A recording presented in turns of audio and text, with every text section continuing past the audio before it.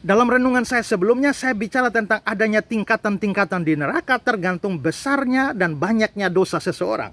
Lalu beberapa orang bertanya, bagaimana dengan surga? Apakah surga juga ada tingkatan-tingkatannya?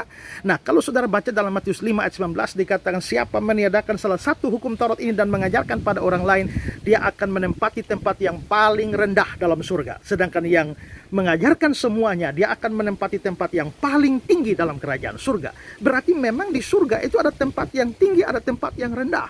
Lalu tempat yang tinggi dan rendah di surga itu ada hubungannya dengan upah.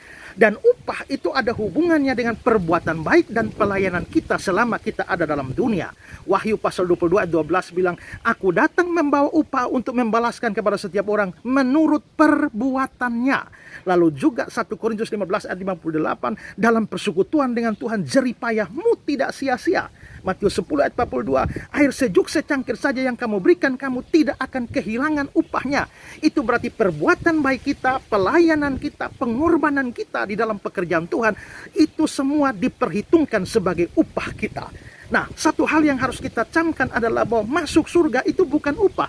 Kita tidak berbuat sesuatu yang membuat kita layak masuk surga. Surga itu gratis, diberikan hadiah gratis dari Allah kepada setiap orang yang mau percaya kepada Yesus Kristus. Tapi setelah kita percaya kepada Yesus Kristus, banyak di antara kita kan belum langsung mati dan masuk surga. Kita masih ada dalam dunia ini. Nah, selama kita ada dalam dunia ini adalah kita rajin berbuat baik, kita rajin melayani, berkorban bagi pekerjaan Tuhan. Nah, untuk semuanya itu Tuhan mencatatnya sebagai upah bagi kita.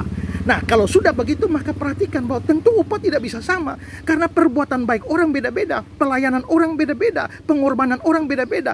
Ada yang berkorban dan melayani dengan sepenuh hati, dengan sekuat tenaga. Tapi ada yang biasa-biasa saja, ada yang santai-santai. Masakan upahnya sama rata? Matius 5 ayat 19.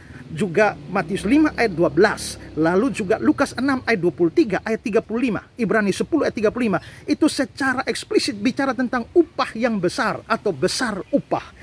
Nah, kalau ada upah yang besar, tentu ada juga upah yang kecil. Maka tentu saja semua ini mempengaruhi tingkatan di dalam surga. Nah, karena itulah maka kita marilah setelah kita percaya, selama hidup dalam dunia, mari rajin berbuat baik. Mari kita rajin melayani. Berikan apa yang ada pada kita bagi pekerjaan Tuhan. Semua itu menentukan upah dan tingkatan kita di surga. Tapi jangan lakukan itu demi upah. Itu bukan motivasinya. Lakukan semua sebagai syukur kepada Tuhan, dan Tuhan masih berbuat baik dengan memperhitungkan semua itu bagi upah dan tingkatan kita di surga. Karena itulah bagi semua yang sudah percaya kepada Yesus, mari sungguh-sungguh selama kamu hidup rajin melayani, rajin berbuat baik untuk kemuliaannya, dan itu akan mendapatkan upah di kemudian hari. Tuhan berkati saudara.